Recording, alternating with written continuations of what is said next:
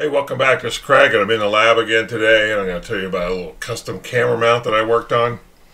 I want to do a bunch of overhead shots, as well as like point cameras at test equipment, so I can do some videos, some more videos here, and make it really easy to do setups. So I have a Blackmagic A10 Mini Pro ISO. It's a video switcher here. That's what I do all my recording on, and that requires HDMI inputs, so I can't use the webcams or anything like that. And I want to be able to do multiple camera shots. So I bought a bunch of these. These are Sony 6000, Alpha 6000 camera bodies, and so I have several of these bodies. And with these, I can route the HDMI output signal out of here right into this switching box. Then I can record these videos relatively easily. And these have nice optics and very fast focus. So these are really good cameras to do this kind of work with. So I have some of those. I'm just going to quickly go over the camera mounts that I've used that were problematic. The first one I tried was like a hot foot like this. This plate mounts on the bottom of the camera, and then I can easily remove the camera. And I had this kind of mounted to the bench using aluminum extrusion, but this quickly failed because I didn't have the right kind of flexibility on moving this around, so that didn't last very long. Next thing I tried was one of these guys, this articulated arm, you know, with a clamp on the end and a 1/4-20 bolt here. I used this for a really long time. Cameras have a 1/4-20 hole in the bottom to mount them, but this thing I really like to have the fixture hang from the top, because I don't want this down here interfering with what I'm filming. So this thing is actually, this camera's, you know, fairly heavy, and so when I bolt this up to my bench, this is kind of a big moment arm, and it would vibrate a lot, and then might get shaky video. That didn't last. I'd use this for a long time. To solve the mounting from the top, the next thing I got was one of these aluminum caged frames. You put your camera in here, and it has a bunch of machined holes all the way around on all the sides. And these are all 1/4-20 holes here, so you could take this thing, and I could take this articulated arm and mount it from the top, and then I had a lot more flexibility with it. But now I've added more weight to this arm, and it was even more shaky. So the next thing I tried was one of these things. This is a Dinkum Systems, you know, ambidextrous arm with these plastic ball joint kind of things. And this, once you get this mounted, it's very stiff. This is actually a really flexible thing, but it didn't work too well with my camera. And plus this arm wasn't long enough. Alright, so let's move on. So I ended up finding a bunch of these things. This is like it's like a clamp. This is used in the film industry. I think I found these used on, I ended up getting about 10 of these things. And it's just it was like a used mount. I don't know what they mount on this side of it. Maybe some kind of reflector or lighting or something, I don't know, but you can hook it onto a really nice pipe, and this thing is really quite beefy. So I figured, I'm going to use something like this. Now my bench back here is made with 1.25-inch square tubing. It's all welded together, and the caps on these shelves over here, these holes were left open, so I can put a 1-inch square tubing inside this the shelf bracket. So there's 3 shelves here. So what I decided to do was run a piece of 1-inch pipe all the way across the bench, and I screwed it onto some 1-inch tubing, and then I have this really long pipe that goes all the way across the bench. If you kind of look back here, you can kind of see it. See if I can do this. See this thing right up here. So I have this big pipe back there, and then now that's gonna rigid mount, and I can move that up and down on whatever shelf I want, And then I have a big surface, a big mounting surface that's horizontal that slides out from the bench, and so I can really get a lot of cameras positioned on it. So using this and the piece of pipe up there, I wanted to make a camera mount to hold these cameras really quite rigid. So I'll go ahead and show you what I came up with. I started with this. I'll show you how it's like this. Okay, so the camera mounts in like here. Okay, so it kind of mounts like this. And well, it'd be helpful if I put this together before the video. But then this mount goes up on top. Okay, so with this mount, I can rotate this way and then slide this way on the pipe. And then I can also rotate this all the way around the pipe and get different angles. So this is quite flexible. It doesn't obscure my view from the back, so I can see the screen on the back. And then I get a full exposure on the front. So I first made this out of, I'm going to show you here how I ended up making this guy. I modeled this up. This is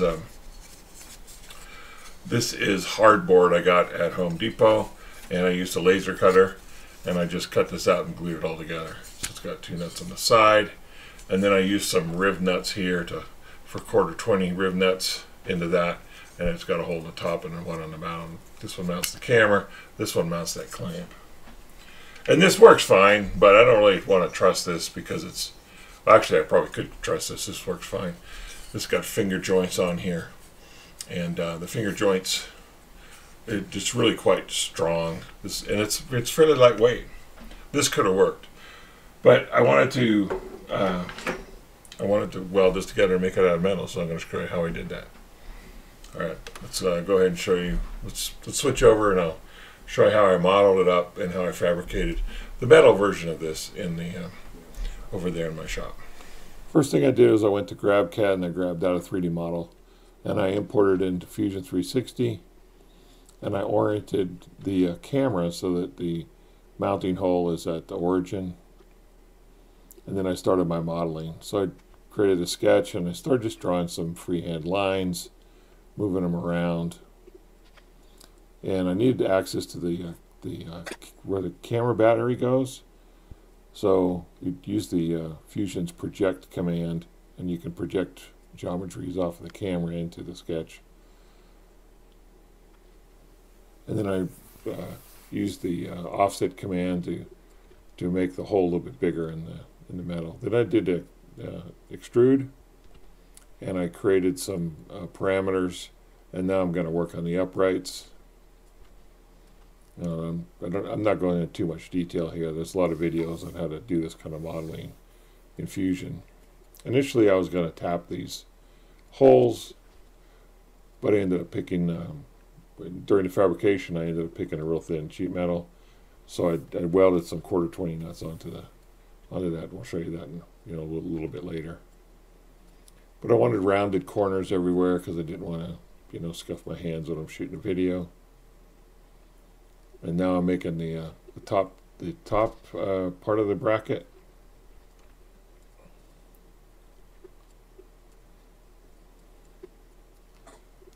And then I eventually come down and I just tweaking. There's a lot of tweaking here, that's why I didn't want to go into too much detail.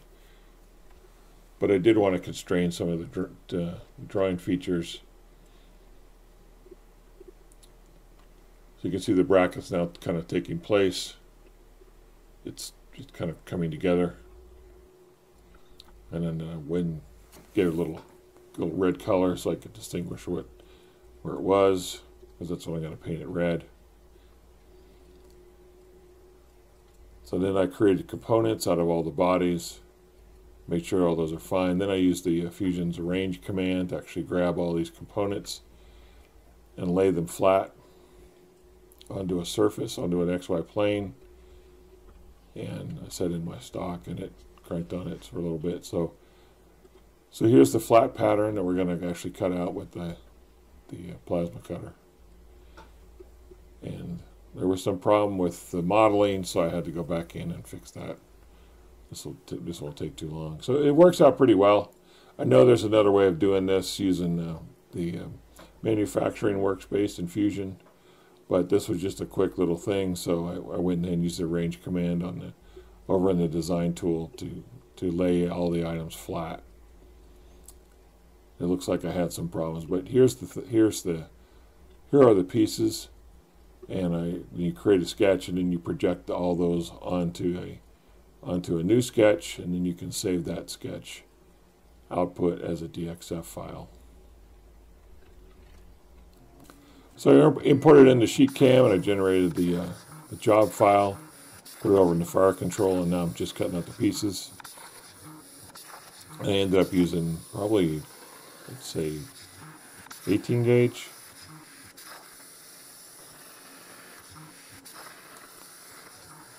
And then along in here I had to pause because I realized, well, my plasma torch was going to run into my ground clamp. So I had to come over here and carefully move the ground clamp to another location, and then I had to fire up fire control again.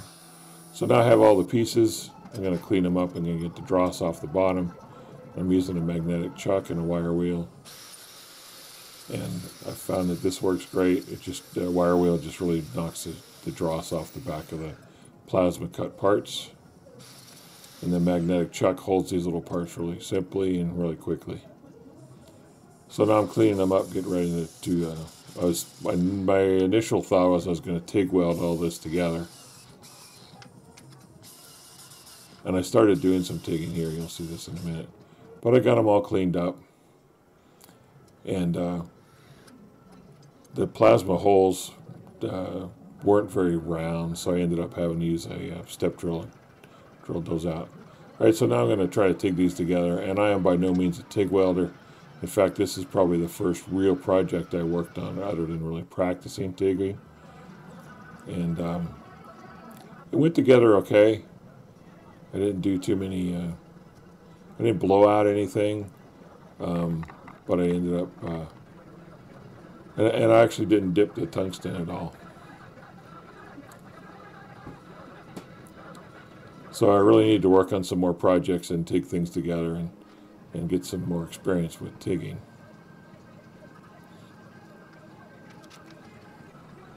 This is where we had a fail. I had to TIG a nut onto a piece. I ended up melting the nut. So then I started running out of time. So I just went and switched back over to a MIG torch. And I went and put that together. So now I'm tacking the nuts on for the side mount, and this is the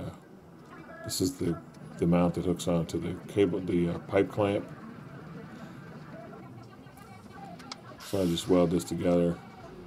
And because this is such thin metal, you've got to really turn down your current. And I just made a little painting booth out of an old box and spray painted it. And if anything, I was really in a hurry at this point, and I did a really horrible job at spray painting this. But this is the camera mount. You're not going to really see that very much, and it's just for my one bench for this project. Okay, so let's roll over to the bench, and we'll show you how this thing works. Alright, so I'm over here, and what I got, here's that pole that everything mounts to, and there's the 1-inch piece, and I can slide this pole in and out, you know, and then there's the camera body right here, and I can rotate this around. I can loosen the nut and slide this back and forth if I want. And you can see up here I actually have another audio recorder right here. And that's also mounted up there. And then down here on my bench down here I have a LCD panel. So I run the HDMI out of this camera into an HDMI splitter. And one output runs over to the recorder, another one runs to this LCD screen, so I can operate the camera and see what's actually getting recorded. All right, so I'll go ahead and show you that now. So I have a little board over here that, let's say I'm working on this thing. I'll go ahead and switch to the overhead camera. So this is an ESP8266, and I can use the zoom on the camera and zoom way out and show you big things on my bench, or I can zoom way in. Alright, so that's, and then I have various lights here that I can change the lighting on here so I don't get reflections or nasty shadows or anything. And so this is going to work out great. And so anyway, that's what I got. You can, let me just roll back over to the bench or over to my desk. So as you saw there, I had this need. I wanted to make a custom camera mount, and this gives me a lot of flexibility. I can make several of these and have a camera pointing down, my overhead camera, and I can have a camera that's actually pointed at the test equipment that I'm using, so I can show you, the screen on the oscilloscope if I want to do it that way. With my 810 Mini, I can do picture-in-picture and that type of thing, and I can switch between this view and then over there by just rolling back around. It's pretty flexible, and I can use that overhead pole to mount multiple things to at the same time. So this has been pretty successful. You got to see me doing some modeling, and then I tried to I cut it on the plasma cutter. I tried to TIG it together, and I ran out of time, so then I made the rest of it and I painted it up, and now I have a really nice camera mount. So now I need to make one more, so maybe next time I'll just take the time and take the rest of it all together. Okay, thanks for watching.